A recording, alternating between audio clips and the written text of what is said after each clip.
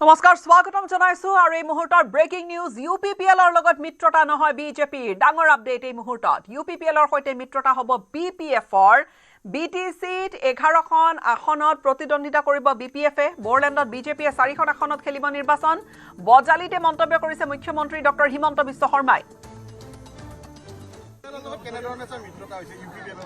UPPLৰ লগত মিত্ৰতা BPFএ কৰিব আমাৰ লগত নহয় কাৰণ ডাঙৰ দল হিচাপে বড়োলেণ্ডৰ ভিতৰত আমি BPFক 11খন আসনত প্ৰতিদ্বন্দ্বিতা কৰাৰ সিদ্ধান্ত লৈছো আৰু আমি মাত্ৰ 4খন এতিয়া যি বুজাবুজি হ'ব 11খনৰ পৰা হ'ব লাগিব আমাৰতো মাত্ৰ 4খন আৰু আমিতো বুজাবুজি কৰাৰ তাত কোনো স্কোপ নাথাকে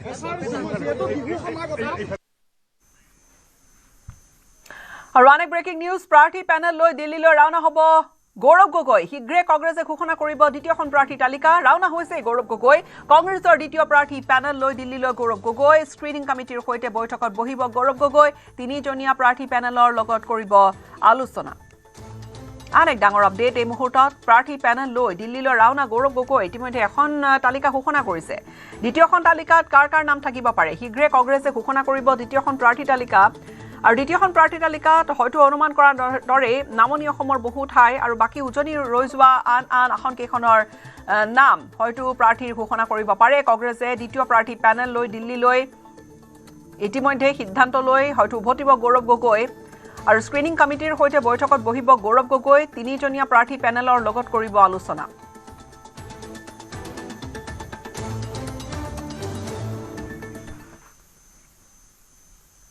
এক ব্ৰেকিং নিউজ নতুন হৰাইঘাট দলঙত প্ৰেমিক প্ৰেমিকাৰ মৰণ জাপ দলঙৰ ৰেলিং পাৰ হৈ ব্ৰহ্মপুত্ৰত জাপ দিছে যুৱতীয়ে প্ৰেমিকাৰ পিছে পিছে প্ৰেমিকৰো ব্ৰহ্মপুত্ৰত জাপ এ পৰ্যন্ত উদ্ধাৰ হোৱা নাই দুই যুৱক যুৱতীৰ পৰিচয় জালুকবাৰীৰ দিশৰ পৰা আহি ব্ৰহ্মপুত্ৰত জাপ দিলে প্ৰথমে যুৱতীয়ে আৰু পিছে পিছে জাপ দিলে যুৱকে ঘটনাস্থলী জালুকবাৰী আৰক্ষীৰ এটা দল উপস্থিত হৈছে যুৱক যুৱতীক বিচাৰি ব্ৰহ্মপুত্ৰত NDRFে আৰম্ভ কৰিছে ইতিমধ্যে উদ্ধাৰ অভিযান NDRFৰ উদ্ধাৰ অভিযান আৰম্ভ হৈছে বিচাৰি থকা হৈছে দুয়োকে আমি ওপৰৰ পৰা লোৱা কিছু ভিজুৱেলছ দেখুৱাইছো NDRF বাহিনীয়ে তেওঁলোকে উদ্ধাৰ অভিযান আৰম্ভ কৰিছে ব্ৰহ্মপুত্ৰত নতুন দলংখনৰ পৰা মৰণ জাপ এই প্ৰেমিক প্ৰেমিকাৰ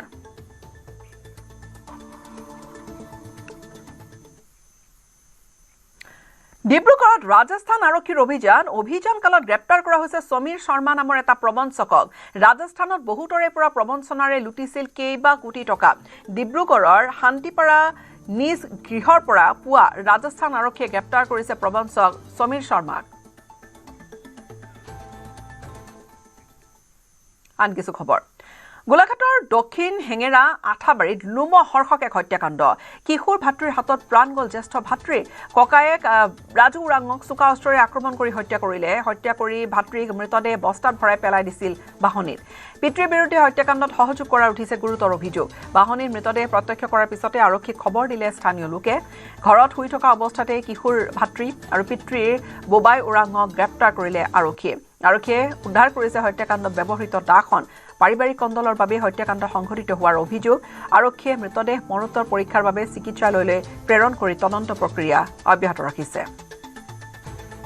এই বাহনীতে মানে ডেড বডি এটা ওলালে তাৰপিছত ডেড বডিটো ওলোৱা দেখি তাৰপাছত স্থানীয় ৰাইজে মানে তৎপৰতাত বস্তুটো উদ্ধাৰ কৰা হৈছে উদ্ধাৰ কৰাৰ লগে লগে আমাৰ কমাৰবন্ধাৰ ভাৰপ্ৰাপ্ত বিষয়া মহোদয়ৰ লগতে আমাৰ গোলাঘাট সদৰ থানাৰ ভাৰপ্ৰাপ্ত বিষয়া মহোদয় মানে ঘটনাস্থলীত উপস্থিত হৈছেহি আহি ডেড বডিটোক মানে যিখিনি তেওঁলোকৰ যাৱতীয় কৰিবলগীয়া কৰি মেলি এম্বুলেন্সত মানে মৰণোত্তৰ পৰীক্ষাৰ বাবে আমাৰ গোলাঘাট কুশলকৰ মানে শ্বহীদ মানে হেৰি হস্পিটেললৈ পঠোৱা হৈছে আৰু লগতে তেওঁলোকে তদন্ত কৰি আছে যে মানে বস্তুটো কেনেকুৱা ধৰণৰ মানে মাৰ্ডাৰটো হৈছে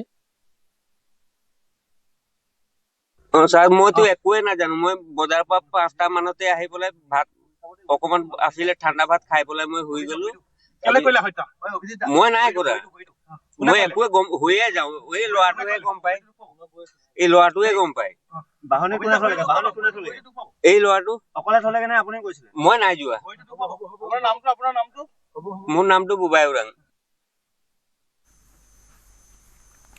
কাছাৰৰ এটা ভয়ানক ঘটনা ডাইনী অন্ধবিশ্বাসৰ বলি হ'ল এটা খাচিয়া পৰিয়াল আৰু কাছাৰৰ হৰিনগৰৰ মুক্তাছৰা খাচিয়া গাঁওখনৰ ডাইনী অন্ধবিশ্বাসত এই 8জনীয়া পৰিয়ালটোৱে একাংশ লোকৰ পৰা পলাই তেওঁলোকে এখন হাবিত থাকিবলগীয়া হৈছিল অন্ধবিশ্বাসৰ বলি হৈ 8জনীয়া এটা পৰিয়ালক গাঁৱৰ পৰা বাহিৰ কৰি দিয়াৰ অভিযোগ উত্থাপন হৈছে বিগত এমাহ ধৰি ভুক্তভোগী পৰিয়ালটোৱে প্ৰাণৰ ভয়ত জংঘলতে আশ্ৰয় লৈ আছে গছৰ পাত কলগছ আদি খাই দিন কটাবলগীয়া হৈছে খাচি গাঁওখনৰ যদিও কোনো লোকৰ তাত বেমাৰ আজাৰ হয় তেনেহলে বা মৃত্যু হয় তেনেহলে বিজু খাচিয়াৰ সমগ্ৰ পৰিয়ালটোকে ডাইনী অন্ধবিশ্বাসৰ অপবাদ জাপি দিয়া হৈছিল অত্যাচাৰ আৰম্ভ হৈছিল ভয় ভাবুকি দেখুৱা হৈছিল আৰু 10 ফেব্ৰুৱাৰীত গাঁওখনৰ 10-15 জনীয়া এটা দলে হাতে হাতে চুকা অস্ত্ৰ লৈ বিজু খাচিয়াৰ ঘৰত প্ৰৱেশ কৰি গাঁও এৰি যাবলৈ ভাবুকি দিলে ঘৰ দুৱাৰ ভাঙি পেলালে লগতে পৰিয়ালটোৰ আটাইকেইজন সদস্যকে প্ৰাণে মৰাৰ ভাবুকি দিয়ে এই পৰিয়ালটোত শিশু মহিলাও আছে প্ৰাণৰ মমতাত সেইদিনাই ঘৰৰ পৰা জংঘললৈ পলায়ন কৰিলে পৰিয়ালটোৱে প্ৰায় এমাহ ধৰি জংঘলত দিন কটোৱাৰ পিছত অৱশেষত 7 মাৰ্চত শনিবাৰে কেইবা কিলোমিটাৰ দুৰ্গম পথ অতিক্ৰম কৰি এজন লোকৰ সহায়ত জয়পুৰ থানাত উপস্থিত হয় ইতিমধ্যে থানাত গাঁওবাসীৰ বিৰুদ্ধে দাখিল কৰিছে এজাহাৰৰ ভিত্তিত জয়পুৰ আৰক্ষীয়ে আৰম্ভ কৰিছে তদন্ত একবিংশ শতিকাটো ডাইনী অন্ধবিশ্বাসৰ দৰে ঘটনাক লৈ সৃষ্টি হৈছে তীব্ৰ প্ৰতিক্ৰিয়াৰ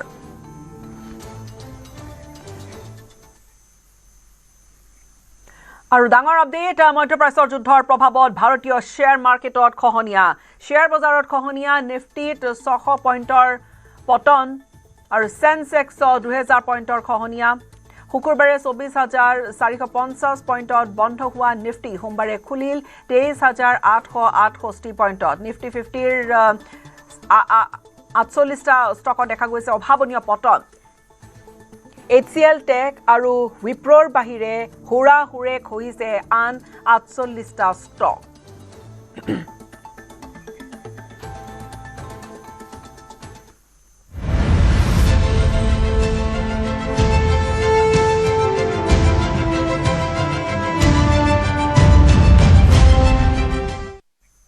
আজি বিজেপিৰ প্ৰথম পৰ্যায়ৰ জন আশীৰ্বাদ যাত্ৰাৰ হৈছে অন্তিমটো দিন অষ্টম দিন আজি নামনি অসমৰ তিনি ঠাইত জন আশীৰ্বাদ যাত্ৰা টিহু বজালি আৰু নলবাৰীত আশীৰ্বাদ যাত্ৰা ৰাইজৰ আশীষ বিচাৰি পাঠশালাত মুখ্যমন্ত্ৰী ডক্টৰ হিমন্ত বিশ্ব শৰ্মা আৰু গায়ন বায়নেৰে পাঠশালাবাসীয়ে আদৰণি জনালে মুখ্যমন্ত্ৰীগৰাকীক বিজেপিৰ জন আশীৰ্বাদ যাত্ৰাত ৰাইজে দিছে বিপুল সঁহাৰি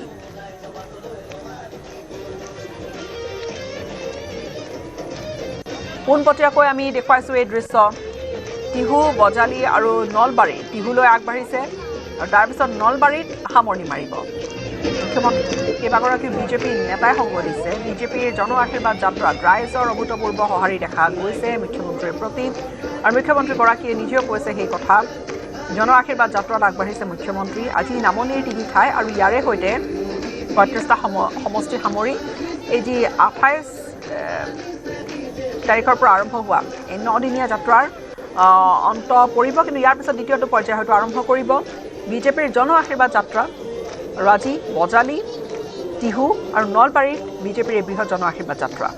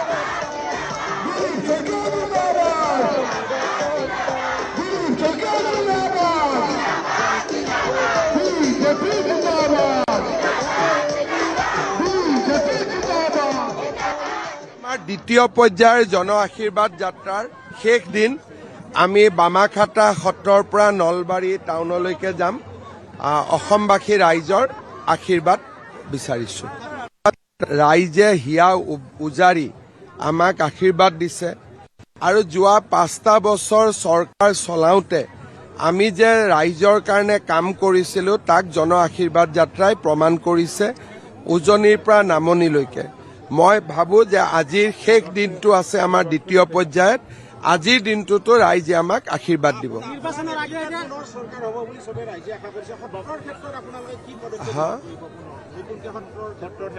আমিতো আপোনালোকে জানে আমি সত্ৰ আয়োগৰ পৰা গোটেইবোৰ গঠন কৰাৰ প্ৰস্তাৱ লৈছো আৰু সনাতন সভ্যতাক শক্তিশালী কৰাটো আমাৰ দলৰ আৰু মোৰ এটা লক্ষ্য গতিকে সনাতন সভ্যতাত যি বিষয় অন্তৰ্ভুক্ত গোটেইখিনিত আমি কাম কৰিম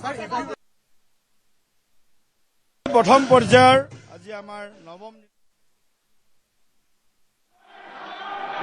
The committee was apprised of difficulties faced by Indian travelers transiting the region and by students appearing for scheduled examinations in this country. It directed all concerned ministries and departments to take appropriate measures to respond to these problems. Honorable Prime Minister continues to closely monitor developments, emerging developments, and relevant ministries are coordinating to ensure effective responses. Chairman Sir, the conflict has continued to intensify and the security situation in the region has deteriorated significantly. We have noted that in fact the conflict has spread to other nations with mounting destruction and deaths. Normal life and economic activities in the entire region are visibly affected and in some cases have come to a halt. We therefore reiterated our call on 3 March for dialogue and diplomacy and spoke up for an early end to the conflict. I am confident, sir, that the entire House joins me in expressing our sorrow at the loss of life. Honorable Chairman, sir, while any development that negatively impacts peace and security in the world is deeply troubling, this ongoing conflict is an issue of particular concern for India. We are a neighboring region and understandably have obvious stakes in West Asia remaining stable and peaceful. There are almost 1 crore Indian citizens who live and work in the Gulf nations. In Iran too, there are a few thousand Indians who are there for study and employment. The region is key to our energy security and includes many important suppliers of oil and gas. Chairman sir, the Gulf is also a major trade partner, accounting for US dollars. आप लोगों से आग्रह है कि जो सवाल आप उठा रहे हैं उसी सवाल का जवाब सरकार की तरफ से विदेश मंत्री जी दे रहे हैं। अगर आपकी चिंता है कि भारत के लोग गल्फ में हैं, भारत के लोग ईरान में हैं, मिडिल ईस्ट में हैं, तो क्या कार्रवाई सरकार कर रही, आप क्या परिचय दे रहे हैं? अगर सरकार की तरफ से आपके उस चिंता का स्टेटमेंट आ रहा है, आपके इशूज पे स्टेटमेंट आ रहा है, तो मैं आग्रह करूंगा कि आप लोग सदन को कृपया सुचारू रूप से चलने दें। आप सुनिए, माननीय विदेश मंत्री जी जो आप सवाल को उठाना चाहते हैं उसका जवाब दे रहे हैं, स्टेटमेंट दे रहे हैं। आप सुनना नहीं चाहते, पहले से प्ले कार्ड लेके आए हैं। ये प्ले कार्ड लेके क्यों आए? कई बार अध्यक्ष जी ने कहा प्ले कार्ड लेकर के सदन में नहीं आया जा सकता, फिर भी आप तैयारी के साथ इस सदन को नहीं चलने देना। माननीय विदेश मंत्री जी। Chairman sir, the Gulf is also a major trade partner, accounting for US dollars 200 billion almost annually of trade. The House is also aware that in the last decade there have been significant investments from the region into the Indian economy. Therefore, the serious supply chain disruptions and climate of instability that we perceive are indeed serious issues. Furthermore, these include attacks on merchant shipping where Indian nationals often constitute a large proportion of the crews. We have sadly already lost 2 Indian mariners and 1 remains missing in such incidents. I know, sir, that the House joins me in condoling their deaths. Honorable Chairman, sir, government has been assessing the situation in West Asia continuously since the 12-day war in June 2025. We noted the indications of growing tension and cautioned the Indian community in Iran accordingly. On 5 January, Indian nationals were advised by the Ministry of External Affairs to avoid non-essential travel to Iran. Those already resident there were urged to register with the embassy, exercise due caution, and monitor embassy website and social media handles. A second advisory was issued on 14 January, reiterating the advice to avoid travel in even stronger. The Directorate General of Shipping Mumbai, in parallel, issued its own advisory on 14 January for Indian seafarers, asking them to follow embassy advisories and avoid unnecessary movement or shows. Recruitment and shipping companies were asked not to deploy or send Indian seafarers to Iran. Chairman, sir, reflecting our assessment of the evolving situation, the Indian Embassy in Tehran issued an advisory on 14 February urging Indian nationals, including students, pilgrims, business persons and tourists, to leave Iran by all available means of transport, including commercial flights. They were asked to contact the embassy for any assistance and provided with 24/7 helplines. This was again reiterated in very strong terms through another advisory on 23 February. Some heeded these advisories and have left the country. However, many others have disregarded them and remain in Iran. We are also in touch with fishermen who operate out of Iran. This, sir, was the situation till 28 February 2026. Honorable Chairman, sir, once the conflict commenced, the Indian Embassy has facilitated the relocation of several Indian students in Tehran to places outside Tehran. An advisory update with emergency contact helplines was issued on 3 March. Similarly, facilitation was extended to pilgrims who were there in Iran for their internal movement. Indian nationals who were in Iran for business purposes were assisted to cross over to Armenia and to return home. The embassy in Tehran remains fully operational, I should say, in fact, on the highest alert. They are totally committed to supporting the Indian community in this difficult situation and in assisting Indian nationals who may wish to cross international borders. Where seafarers are concerned, the Directorate General of Shipping, through an order on 2nd March, constituted a quick response team for immediate response, coordination and support functions. This will function on a 24/7 basis. Honorable Chairman, sir, I would like to inform you that every Indian embassy in the region has similarly issued advisories. This is so with Israel, UAE, Bahrain, Qatar, Kuwait, Saudi Arabia, Iraq. Many of them did so on the 28th of February. Israel did it again on the 1st of March. Many of them again in the Gulf did it on the 5th of March. Saudi Arabia did it on the 8th of March. So this has been a continuous exercise. The MEA has set up a dedicated special control room to monitor the situation and respond to queries from those affected as well as their families. Our last update was issued on the 7th of March. Chairman, sir, I would like to inform the House through you that our diplomats are working hard to assist standard transit passengers in hubs like Dubai, Doha and Abu Dhabi. They have facilitated international border crossings for Indian nationals, including from UAE to Oman and from Qatar, Kuwait and Bahrain to Saudi Arabia. Whereas Wherever there has been a partial opening of airspace, we have approved and undertaken commercial flights, including non-scheduled flights, for the return of Indian passengers. Our estimate is that about 67,000 of our nationals have done so as a result. So, the Ministry of Civil Aviation has also put out figures for the last 3 days.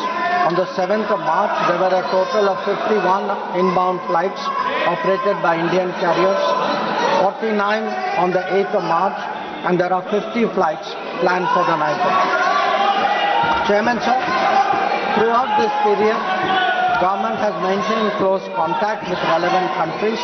Honorable Prime Minister has personally spoken to the President of UAE, the Amir of Qatar, the Crown Prince of Saudi Arabia, the Crown Prince of Kuwait, the King of Bahrain, the Sultan of Oman, the King of Jordan, and the Prime Minister of Israel. In each case, we received assurances that the well-being of the Indian community will be the priority for the host government.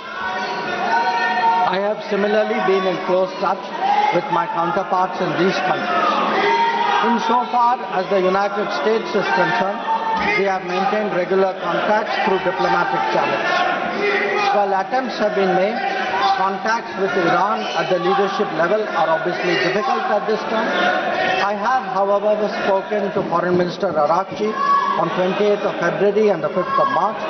We will continue these high-level conversations in the coming days.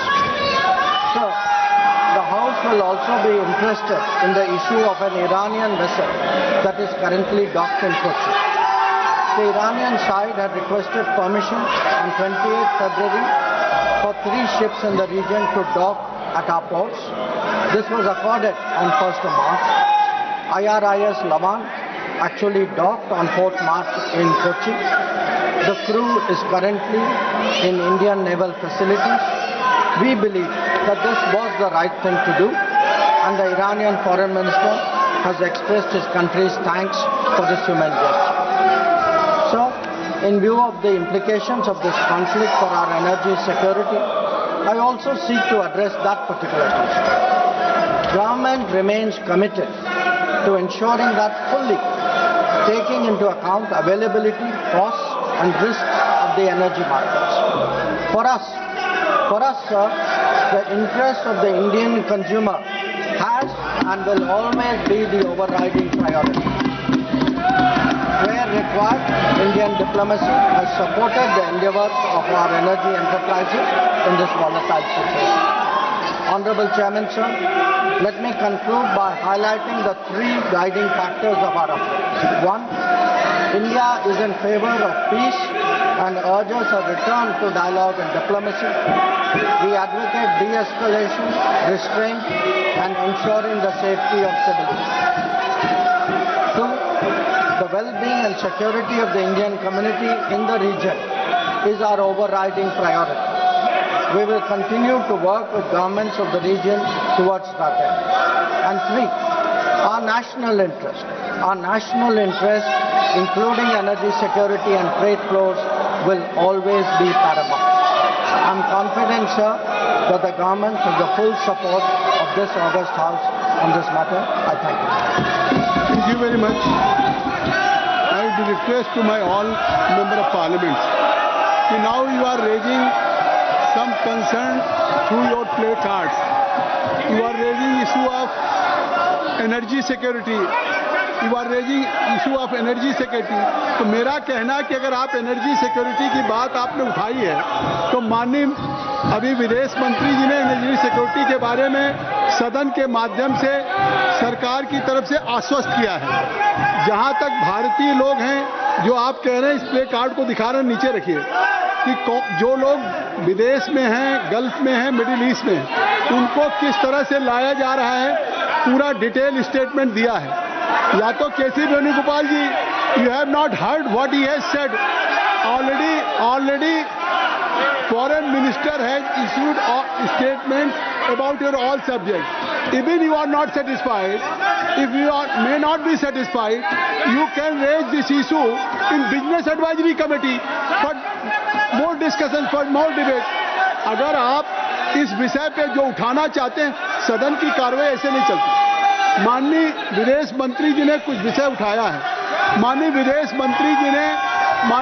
मंत्री जी ने अगर सारी बातों का जवाब दिया, आपको कुछ इसमें आगे है तो आप बिजनेस एडवाइजरी कमेटी पे इस पर चर्चा के लिए मांग कर सकते हैं, लेकिन आप सदन को बाधित कर रहे हैं। You are not allowing that. माननीय parliamentary affairs minister. Chairman sir, सभापति महोदय, मुझे लगता है कि विपक्ष पार्टी खुद कंफ्यूजन में है। विपक्ष के लोगों को पता ही नहीं कि वो क्या करना चाहते हैं। सबसे पहले तो वो स्पीकर के खिलाफ अविश्वास प्रस्ताव का एक नोटिस देता है और वो नोटिस पेंडिंग है। उस समय वो दूसरा नोटिस देते हैं फिर एडजॉर्नमेंट का। एक बेसिक डेकोरम होता है, संविधान का, इस सदन का रूल होते हैं। इन लोगों को कोई लेना देना नहीं इससे। जब स्पीकर के खिलाफ मोशन दिया, आप लोग ने नो कॉन्फिडेंस का रेजोल्यूशन दिया और जब हम लोग तैयार हैं चर्चा करने के लिए, दूसरा मोशन लेके आने का क्या मतलब है? और जो आप बिना मतलब जो आवाज यहां उठा रहे, विदेश मंत्री ने इतना सुंदर से, व्यापक रूप से, अच्छी तरह से जो वक्तव्य दिया है, आप लोग सुनते नहीं है। आप लोग को सुनना नहीं है। I have never seen such irresponsible opposition party in my lifetime. This opposition party does not understand the basic ethics of this house, the rules of this house. They don't understand the values of the constitution. ये क्या चाहते हैं? आप लोग क्या एक परिवार, एक आदमी पूरा देश का महाराजा है क्या? इस देश में संविधान है, इस सदन में रूल है। आप लोग अपना ही दिया वाला रूल को नहीं मानते हैं। मैं कांग्रेस के जो थोड़ा सीनियर है, जो सीनियर इस हाउस में रहे, मैं आपसे कहना चाहता हूं, थोड़ा अंतरात्मा में जाग के देखिए। आप जो ये हरकत कर रहे हैं, ये इससे क्या भला हो रहा है देश का और संसद का गरिमा को आप लोगों ने कितना गिराया है। अध्यक्ष महोदय, मैं खंडन करना चाहता हूं और फिर से अनुरोध करता हूं, जो प्रस्ताव आप लोगों ने लाया है, अनावश्यक जो प्रस्ताव लाया है, उस पर चर्चा करने के लिए हम लोग पूरा तैयार है। आप हिम्मत है तो अभी शुरू करो, हम लोग चर्चा के लिए तैयार है। माननीय सदस्यगण, जो माननीय संसदीय कार्य मंत्री ने कहा है कि आज का जो मोशन आया है वो आपके द्वारा आया है और उसको खुद स्पीकर साहब ने स्वीकार किया और आज के एजेंडे पे है और सरकार उस पर चर्चा करने के लिए तैयार है। और आप नहीं, आखिर आपने इस बात को नहीं महसूस किया कि जो आज का एजेंडा है, आज का जो agenda mister KC Venugopal, who है हु है given a notice, you have given a notice. I am not going to just your unmarried कि किस तरह, इसका मतलब आप सीरियस नहीं हैं। एक तरफ स्पीकर साहब ने आपकी नोटिस को स्वीकार कर लिया और ये कभी परंपरा नहीं हुई है, पहली बार हो रहा है कि जिस दिन से आपने नोटिस दिया है, उन्होंने सदन की कार्रवाई में कहा कि मैं चेयर नहीं करूंगा। उन्होंने हाई मॉरल ग्राउंड पे जब तक इसका डिसीजन न हो जाए, जब तक इस पर डिस्कशन न हो जाए, तब तक वो चेयर नहीं कर रहे हैं और आप उसको चर्चा करने के लिए तैयार नहीं। ये नहीं चलेगा। ये कैसे होगा कि एक तरफ स्पीकर का इतना हाई मॉरल ग्राउंड हो क्या? नॉन, ये आप even it is your irresponsible behaviour. Mister KC Venugopal, आज आपका मोशन है, अभी पार्लियामेंट्री अफेयर्स मिनिस्टर ने कहा है। मैं कहना चाहता हूं कि आज जिस एजेंडे पे मैं आपको अलाउ कर रहा हूं, एक तरफ आप कहते बोलने नहीं दिया जा रहा है, एक तरफ आप कहते बोलने नहीं दिया, मैं आपको बोलने के लिए आमंत्रित कर रहा हूं। या तो आप कहिए कि हमको नहीं बोलना है, या तो आपको, जब आज आपका मोशन है, आपको सदन में मैं आपको अलाउ करना चाहता हूं। नहीं, आप बैठ जाइए, आप सब लोग बैठ जाइए, आपका विषय है। मैं खुद अलाउ करने के लिए, तो आप खुद बोलना भी नहीं चाहते। सदन को जिस समय चाहेंगे, जिस तरह से चलाएंगे।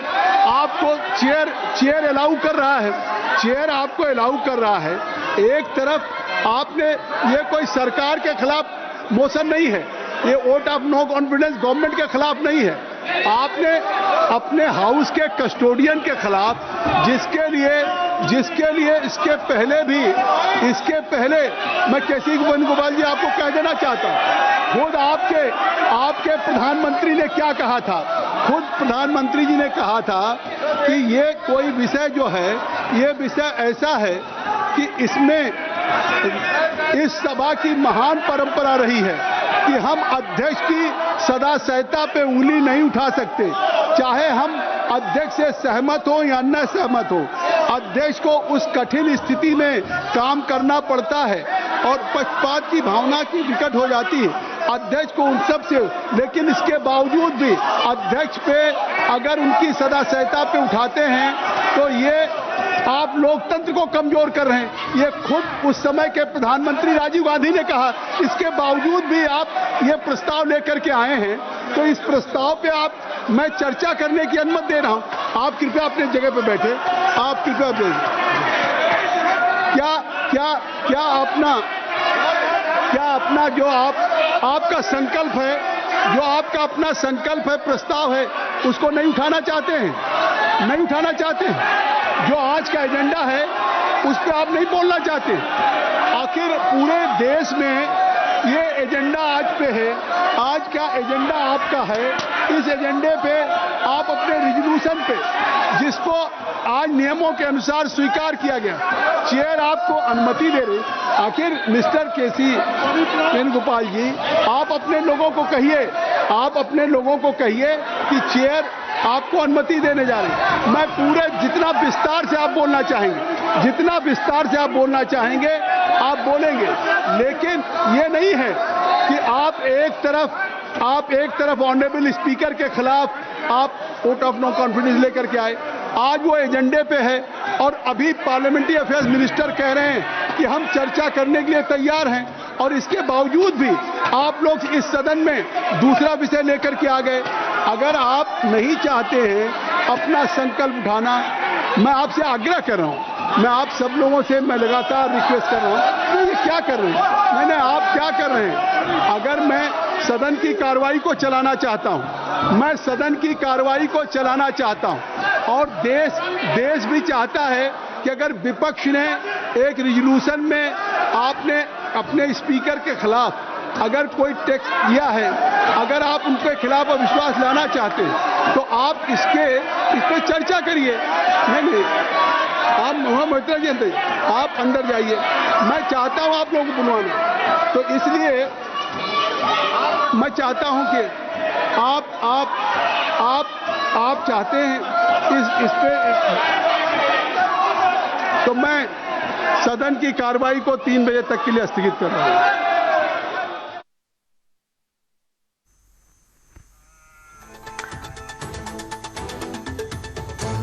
আৰু 3 বজালৈ সদন স্থগিত ৰখা হৈছে হুলস্থুলীয়া পৰিৱেশৰ পৰিপ্ৰেক্ষিতত। বিদেশ মন্ত্ৰী এছ জয়শংকৰে শেহতীয়াকৈ পশ্চিম এছিয়াত উদ্ভৱ হোৱা পৰিস্থিতি সম্পৰ্কে গোটেই ব্যাখ্যা দাঙি ধৰিলে। আৰু আলোচনাৰ মাজেৰে মধ্যপ্ৰাচ্যৰ যুদ্ধৰ সমাধান ভাৰতে বিচাৰে 1 নম্বৰ গুৰুত্বপূৰ্ণ কথা। দ্বিতীয়তে মধ্যপ্ৰাচ্যৰ শেহতীয়া পৰিস্থিতিক লৈ ৰাজ্যসভাত মন্তব্য যিখিনি কৰিলে বিদেশ মন্ত্ৰীগৰাকীয়ে, ভাৰতীয় লোকসকলৰ সুৰক্ষাৰ কথাটো তেওঁ, আৰু তাৰপিছত তৃতীয়তে ৰিলেশ্যনছৰ কথা, সম্পৰ্কৰ কথা তেওঁ উল্লেখ কৰে। ভাৰতীয় সুৰক্ষা আমাৰ অগ্ৰাধিকাৰ বুলি সদনত মন্তব্য কৰিছে এছ জয়শংকৰে। তেওঁ ক'লে, মধ্যপ্ৰাচ্যৰ শেহতীয়া পৰিস্থিতিৰ ওপৰত ভাৰতে নজৰ ৰাখিছে, প্ৰধানমন্ত্ৰী মোদীয়ে নজৰ ৰাখিছে। লগতে ভাৰতে সকলো পক্ষক শান্তিৰ বাবে আহ্বান জনাইছে। উপসাগৰীয় দেশসমূহত বৰ্তমানেও অব্যাহত আছে চেপা উত্তেজনা, প্ৰায় 1 কোটি লোক থাকে বুলি তেওঁ জনাইছে। ইপিনে মধ্যপ্ৰাচ্যৰ যুদ্ধৰ ফলত সাধাৰণ জনজীৱন তথা বেপাৰ বাণিজ্যত প্ৰভাৱ পৰিছে বুলি সদনত মন্তব্য আগবঢ়াইছে বিদেশ মন্ত্ৰীগৰাকীয়ে। যুদ্ধৰ ফলত শক্তিৰ প্ৰয়োজনীয়তাৰ ওপৰত পৰিব পৰা প্ৰভাৱক লৈও সতৰ্ক হৈ আছে ভাৰত বুলি তেওঁ উল্লেখ কৰে। ইৰাণত আবদ্ধ ভাৰতীয়সকলক যি তেওঁ জনাইছে যে কিছু হাজাৰৰ ঘৰত ভাৰতীয় আছে, যিসকল তেওঁলোকক সেয়া ভাৰত চৰকাৰৰ ফালৰ পৰা জাননী জাৰি কৰাৰ পিছতে তেওঁলোক ওলাই অহা নাছিল, তেওঁলোক তাত আবদ্ধ এতিয়া হৈ আছে। তেওঁলোকক উদ্ধাৰৰ বাবে তেহৰাণত থকা ভাৰতীয় দূতাবাসে অহৰহ প্ৰচেষ্টা কৰি আছে। দূতাবাসৰ সৈতে যোগাযোগত থাকিবলৈ কৈছে। স্বদেশলৈ উভতিবলৈ ইতিমধ্যে 67,000 ভাৰতীয় নাগৰিকে পাৰ কৰিছে আন্তঃৰাষ্ট্ৰীয় সীমান্ত বুলিও জনালে বিদেশ মন্ত্ৰী এছ জয়শংকৰে। this august House of recent developments in West Asia that are cause of deep concern to all of us. As honorable members are aware, this round of conflict started on 28 February 2026. It has witnessed not only fighting between Israel and the United States on one side and Iran on the other, but also attacks on a number of Gulf states. There have been numerous casualties, including at the leadership level in Iran, as well as destruction of infrastructure in the region. At the very outset, government had issued a statement on 28 February expressing its deep concern and urging all sides to exercise restraint, avoid escalation, and prioritize the safety of civilians. We believe, and we continue to believe, that dialogue and diplomacy should be pursued to de-escalate tensions and address underlying issues. Sir, it is also imperative that the sovereignty and territorial integrity of all states in the region be respected. Given the gravity of the situation, the Cabinet Committee of Security, CCS, met on 1 March under the chairmanship of the Honorable Prime Minister. It was briefed on the airstrikes in Iran and the subsequent attacks in several Gulf countries. The CCS was concerned over the safety and security of the Indian community in the region. It also focused on the implications for regional security and for economic and commercial activities. The committee was apprised of difficulties faced by Indian travelers transiting the region and by students appearing for scheduled examinations in these countries.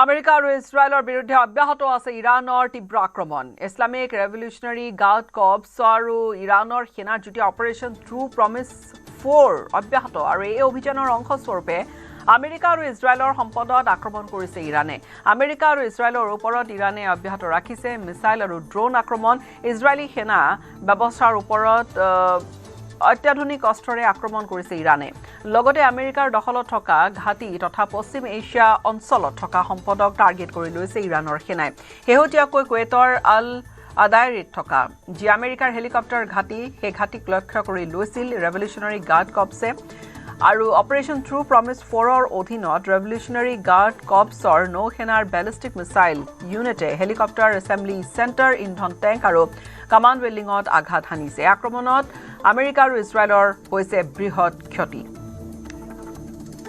আৰু ইৰাণৰ সৰ্বোচ্চ নেতাৰ পদত আলী খামেনীৰ দ্বিতীয় পুত্ৰ অধিষ্ঠিত হ'ল Syed Mujtaba খামেনী Islamic ৰিপাব্লিকৰ নতুন নেতা হিচাপে নিযুক্তি হৈছে ইৰাণৰ বিশেষজ্ঞ বিধান সভাই সৈয়দ মুজতাবা খামেনী নতুন নেতা নিযুক্তি কৰিলে লগতে প্ৰদান কৰিলে আয়াতুল্লাহৰ উপাধি এতিয়া সৰ্বোচ্চ নেতা মুজতাবা খামেনী আৰু আক্ৰমণত নিহত হৈছিল আয়াতুল্লাহ আলী খামেনী অৰ্থাৎ মুজতাবা খামেনীৰ পিতৃ এপিনে সৈয়দ মুজতাবা খামেনীক নতুন নেতা হিচাপে নিযুক্তিৰ পিছতে নিশা ইৰাণৰ ৰাজপথত দেখা গ'ল জনতাৰ আনন্দ প্ৰকাশ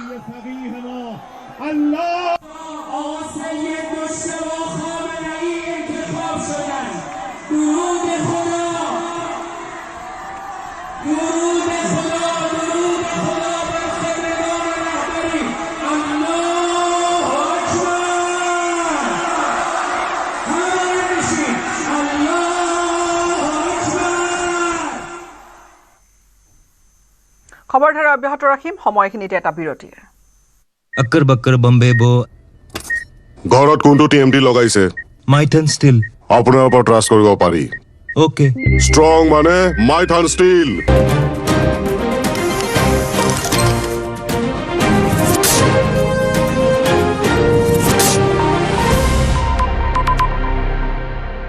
अक्कर बक्कर बम्बे बो ঘৰত কোনটো টিএমটি লগাইছে माइथन स्टील আপোনাৰ ওপৰত ট্ৰাষ্ট কৰিব পাৰি ओके ষ্ট্ৰং মানে মাইথান ষ্টীল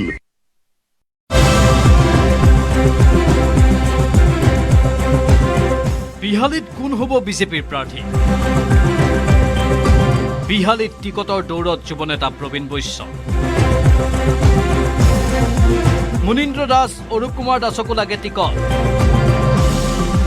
সমষ্টি পুনৰ নিৰ্ধাৰণৰ পিছত আকৰ্ষণীয় হৈ পৰিল বিহালী বিধানসভা নিৰ্বাচনৰ প্ৰেক্ষাপট সমষ্টি পুনৰ নিৰ্ধাৰণৰ পিছত বিহালী সমষ্টি সংৰক্ষিত হয় অনুসূচিত জাতিৰ বাবে যাৰ বাবে সমষ্টিটোত নতুন মুখে সুযোগ পোৱাটো নিশ্চিত শাসকীয় বিজেপিৰ পৰা কেইবাজনো নেতাই বিচাৰিছে টিকট সাংসদ ৰঞ্জিত দত্তৰ ঘনিষ্ঠ মুনীন্দ্ৰ দাসক লাগে টিকট অৰূপ কুমাৰ দাসো বিহালীত বিজেপিৰ প্ৰাৰ্থিত্ব প্ৰত্যাশী কিন্তু এই দুই প্ৰাৰ্থীৰ বিৰুদ্ধে উত্থাপন হৈছে গুৰুতৰ অভিযোগ দুই প্ৰাৰ্থিত্ব প্ৰত্যাশীৰ অনুসূচিত জাতিৰ প্ৰমাণপত্ৰ ভুৱা এই অভিযোগ উত্থাপন কৰিছে সুদৌ অসম কৈবৰ্ত যুৱ ছাত্ৰ সন্মিলনে এই সন্দৰ্ভত প্ৰধানমন্ত্ৰী নৰেন্দ্ৰ মোদী আৰু গৃহমন্ত্ৰী অমিত শ্বাহলৈ পত্ৰ প্ৰেৰণ কৰিছে সংগঠনটোৱে এই অভিযোগে বিপদ মাতিছে বিহালীৰ প্ৰাৰ্থিত্ব প্ৰত্যাশী মুনীন্দ্ৰ দাস আৰু অৰূপ কুমাৰ দাসলৈ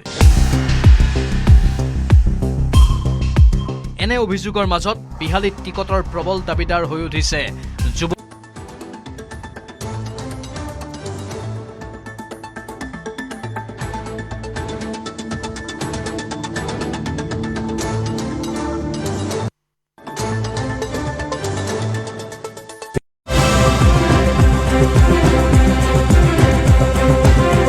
বিহালীত কোন হ'ব বিজেপিৰ প্ৰাৰ্থী বিহালীত টিকটৰ দৌৰত যুৱনেতা প্ৰবীণ বৈশ্য মুনীন্দ্ৰ দাস অৰূপ কুমাৰ দাসকো লাগে টিকট সমষ্টি পুনৰ নিৰ্ধাৰণৰ পিছত আকৰ্ষণীয় হৈ পৰিল বিহালী বিধানসভা নিৰ্বাচনৰ প্ৰেক্ষাপট সমষ্টি পুনৰ নিৰ্ধাৰণৰ পিছত বিহালী সমষ্টি সংৰক্ষিত হয় অনুসূচিত জাতিৰ বাবে যাৰ বাবে সমষ্টিটোত নতুন মুখে সুযোগ পোৱাটো নিশ্চিত শাসকীয় বিজেপিৰ পৰা কেইবাজনো নেতাই বিচাৰিছে টিকট সাংসদ ৰঞ্জিত দত্তৰ ঘনিষ্ঠ মুনীন্দ্ৰ দাসক লাগে টিকট অৰূপ কুমাৰ দাসো বিহালীত বিজেপিৰ প্ৰাৰ্থিত্ব প্ৰত্যাশী কিন্তু এই দুই প্ৰাৰ্থীৰ বিৰুদ্ধে উত্থাপন হৈছে গুৰুতৰ অভিযোগ দুই প্ৰাৰ্থিত্ব প্ৰত্যাশীৰ অনুসূচিত জাতিৰ প্ৰমাণপত্ৰ ভুৱা এই অভিযোগ উত্থাপন কৰিছে সুদৌ অসম কৈবৰ্ত যুৱ ছাত্ৰ সন্মিলনে এই সন্দৰ্ভত প্ৰধানমন্ত্ৰী নৰেন্দ্ৰ মোদী আৰু গৃহমন্ত্ৰী অমিত শ্বাহলৈ পত্ৰ প্ৰেৰণ কৰিছে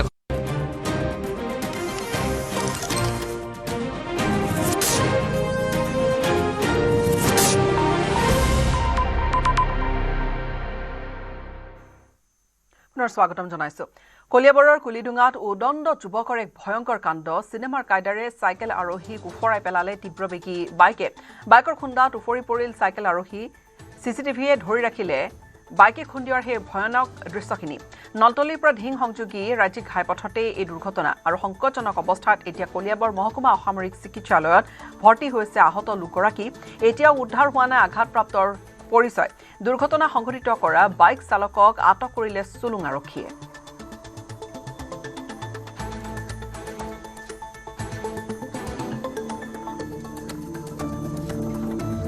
আৰু এটা দুৰ্ঘটনা এখন চাইকেল আৰু লগতে আনহাতে এই চাইকেলখন আঁতৰিবলৈ লৈছে পথটো পাৰ কৰিবলৈ লওঁতে তীব্ৰবেগী বাইকখনে আহি উফৰাই পেলালে চিচিটিভিয়ে ধৰি ৰাখিছে এই গোটেই দৃশ্যটো তাৰপিছত বাইক আৰোহীগৰাকীক আটক কৰিলে আৰু চুলুং আৰক্ষী তাত উপস্থিত হয় যিগৰাকী আঘাতপ্ৰাপ্ত চাইকেল আৰোহী তেওঁৰ পৰিচয় উদ্ধাৰ হোৱা নাই তেওঁক চিকিৎসাধীন কৰোৱা হৈছে সংকটজনক অৱস্থা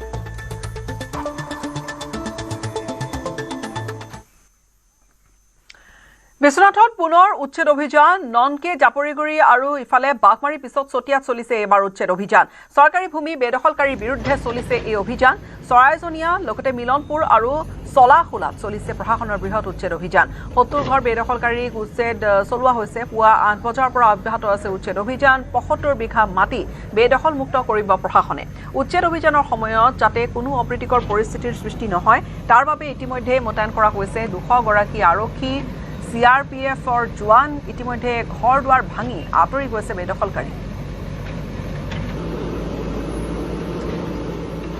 বিশ্বনাথত পুনৰ আজিৰ দিনটো দেখিবলৈ পোৱা গৈছে যে উচ্ছেদ অভিযান চলি আছে আৰু এই মুহূৰ্তত মই দৃশ্য দেখুৱাইছো হৈছে চতিয়াৰ পৰিৱেশ আৰু দেখিবলৈ পোৱা গৈছে যে আজি তিনিটাকৈ স্থানত মিলনপুৰ চলাহোলা কে আদি কৰি তিনিটাকৈ স্থানত এতিয়া দেখিবলৈ পোৱা গৈছে আজিৰ দিনটোত এয়া উচ্ছেদ অভিযান চলাই থকা হৈছে আৰু প্ৰায়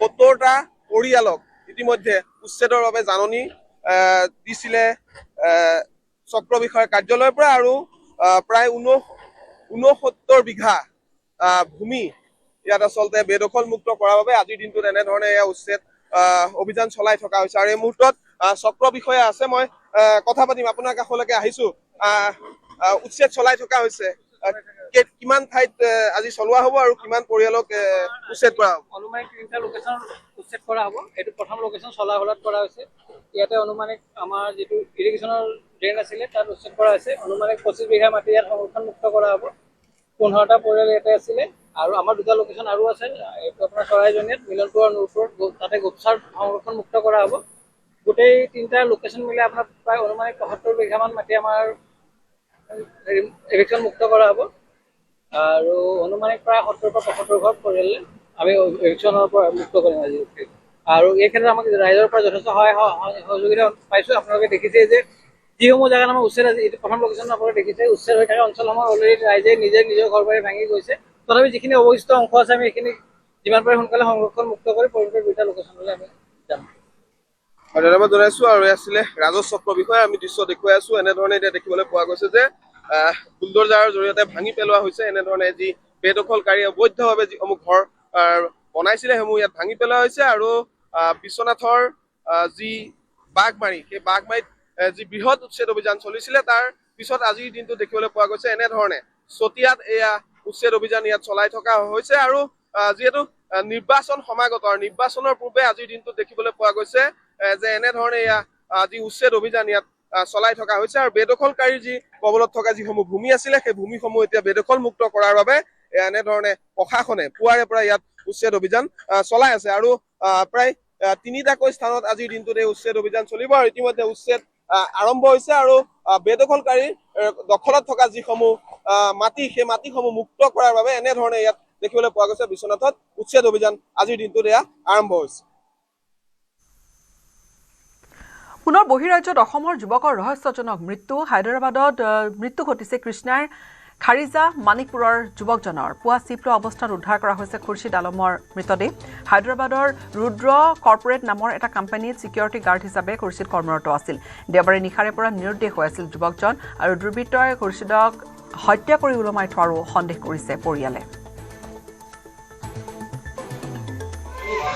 বহিৰাজ্যত আজি অসমৰ শ্ৰমিক অসমৰ যুৱক অসমৰ ছাত্ৰ ছাত্ৰী সুৰক্ষিত নহয় এই ক্ষেত্ৰত আমি বাৰম্বাৰ জিলা প্ৰশাসনক কেন্দ্ৰীয় চৰকাৰ আমাৰ অসম চৰকাৰক জনাই আছিলোঁ যে সুৰক্ষিত নহয় কাৰণ বহিৰাজ্যৰ লগত আমাৰ নিচেই কাষত মেঘালয়তো কিন্তু আমাৰ এই অঞ্চলৰ ৰাইজ মানে সুৰক্ষিত নহয় মেঘালয়ত যিসকল ব্যৱসায়ী যায় তেওঁলোকক কিন্তু মাৰপিট কৰি তেওঁলোকৰ পইচা পাতি লুটি তেওঁলোকক পঠিয়াই দিয়া হয় সেই তদ্ৰুপ আজি তেনেস্থলতে আজি পুনৰ এই খবৰটো আহি সঁচাকৈ আমি মৰ্মাহত হৈছোঁ খুবেই মৰ্মান্তিক ঘটনা আমি এই ল'ৰাজনৰ আত্মা চিৰশান্তি কামনা কৰিছোঁ লগতে গোৱালপাৰা জিলা প্ৰশাসন দাবী জনাইছোঁ যে অতি শীঘ্ৰে ল'ৰাজনক তেওঁৰ ঘৰত যাতে চমজাই দিয়ে লৈ আহি সম্পূৰ্ণ চৰকাৰী খৰচ পাতি যাতে আনি তেওঁক ঘৰত চমজাই দিয়ে আৰু ইয়াৰ লগতে এই ক্ষেত্ৰত তদন্ত কৰিব লাগিব তদন্ত কৰি কোন দোষী হয় দোষীক প্ৰাপ্ত কৰি উপযুক্ত শাস্তি প্ৰদান কৰাৰ দাবী জনাইছোঁ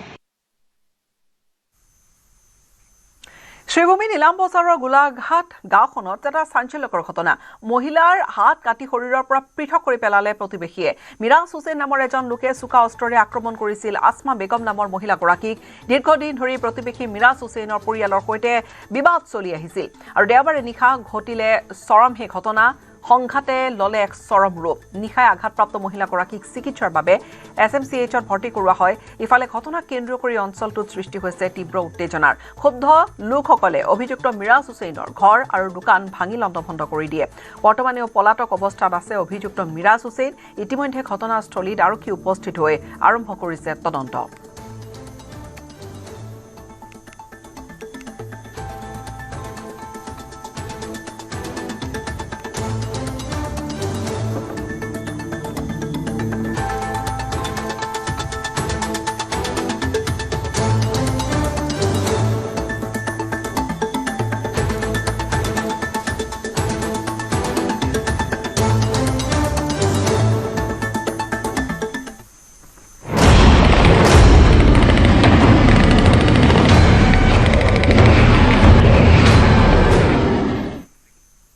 সংযুক্ত আৰব আমিৰশ্বাহী UAE দেওবাৰে প্ৰতিহত কৰে 16টাকৈ ব্যালিষ্টিক মিসাইল আৰু 113টাকৈ UAV অৰ্থাৎ ড্ৰোন সংযুক্ত আৰব আমিৰশ্বাহীৰ এয়াৰ ডিফেন্স ৰেডাৰত আহিছিল 17টা ব্যালিষ্টিক মিসাইল ইয়াৰে 16টা ব্যালিষ্টিক মিসাইল সংযুক্ত আৰব আমিৰশ্বাহীয়ে ধ্বংস কৰাৰ বিপৰীতে এটা ব্যালিষ্টিক মিসাইল পৰে সাগৰত সংযুক্ত আৰব আমিৰশ্বাহী এয়াৰ ডিফেন্সৰ ৰেডাৰত অহা প্ৰায় 117টা UAV 113টা UAV ধ্বংস কৰে সংযুক্ত আৰব আমিৰশ্বাহীৰ প্ৰতিৰক্ষা মন্ত্ৰালয়ে ৰাজহুৱা কৰিছে ব্যালিষ্টিক মিসাইল আৰু UAV প্ৰতিহত কৰাৰ 40 ছেকেণ্ডৰ এটা ভিডিঅ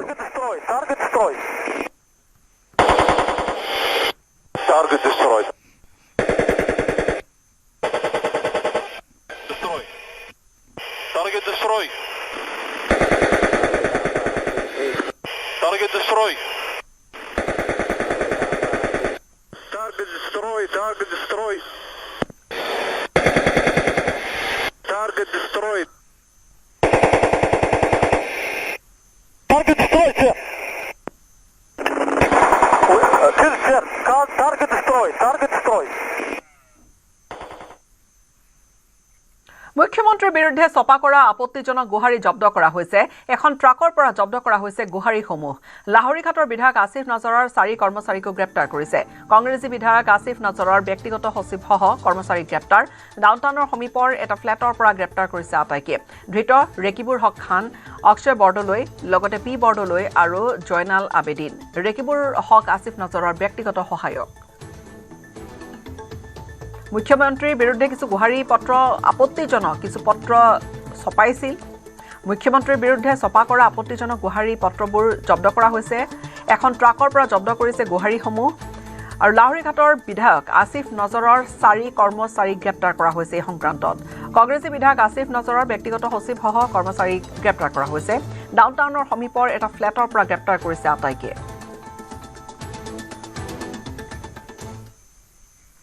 গোৱালপৰীয়া লোকগীত গাই নিৰ্বাচনৰ প্ৰচাৰ চলাইছে বিজেপি দলৰ এগৰাকী টিকট প্ৰত্যাশীয়ে শাসক বিৰোধীৰ সমান্তৰালকৈ তুংগত এতিয়া বিজেপিৰ টিকট প্ৰত্যাশীৰ নিৰ্বাচনী প্ৰচাৰ 7 নম্বৰ গৌৰীপুৰ বিধানসভা সমষ্টিৰ অন্তৰ্গত কুমাৰগঞ্জ বজাৰত দোকানে দোকানে গৈ ভোটাৰ ৰাইজৰ আশীৰ্বাদ লোৱাৰ লগতে প্ৰচাৰ চলাইছে বিজেপি দলৰ টিকট প্ৰত্যাশী তথা ৰজাঘৰীয়া কন্যা অলকা বৰুৱা পাণ্ডে ভোটাৰ ৰাইজৰ সন্মুখত গোৱালপৰীয়া লোকগীত গাই নিজৰ প্ৰচাৰ চলাই কৈছে টিকট প্ৰত্যাশীগৰাকীয়ে তাৰে দৃশ্য আগন্তুক নিৰ্বাচনত বিজেপিৰ টিকট পালে ভাতৃত্ববোধৰ গৌৰীপুৰ এখন গঢ়ি তুলিব বুলি তেওঁ মন্তব্য কৰিছে টিকট প্ৰত্যাশী অলকা বৰুৱা পাণ্ডে অব্যাহত ৰাখিছে নিজৰ প্ৰচাৰ অভিযান এটি যত মানুষ আছে ওনাকে মুই নমস্কার আর আসসালামু আলাইকুমও জানাবার লাগতো মুই মোর পরিচয়টা দেন গৌরীপুরের যে রাজা আছিল প্রকৃতিচন্দ্র বড়ুয়া লালজি বেটা স্বামী বাপ তোমরাই আমার তা তোমরা যদি দোয়া আশীর্বাদ মুইও তোমার সেবা করার একটা সুযোগ পাইম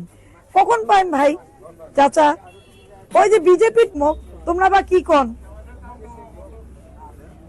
তোমার ক্যান্ডিডেট পছন্দ হয়েছে মুই গৌরীপুর থেকে আসছো গৌরীপুর রজা প্রকৃতিচন্দ্র বড়ুয়ার নাতিনী পদ্মশ্রী গোৱালপৰীয়া লোকগীতৰ অমৰাকী প্ৰতিমা বৰুৱা পাণ্ডেৰ জীয়ৰী 7 নং গৌৰীপুৰ বিধানসভা সমষ্টিৰ পৰা বিজেপি দলৰ প্ৰাৰ্থিত্ব বিচাৰিছো কেনেকুৱা বিজেপি দলৰ পৰা প্ৰাৰ্থিত্ব দিলে আপুনি পোৱাৰ সম্ভাৱনা আছেনে প্ৰাৰ্থিত্ব পোৱাৰ সম্ভাৱনা 99% আছে বুলি মই ভাবোঁ আৰু মই নিজৰ কৰ্মও কৰিছোঁ মই এনেই বিচৰা নাই ঘৰত বহি থাকি যিখিনি মই কৰিছোঁ মই ভাবোঁ মই ৰাইজৰ আপ্লুত মানে অগণন আশীৰ্বাদ আৰু দোৱা পাইছোঁ আৰু এই দোৱা আশীৰ্বাদ এনে নাযায়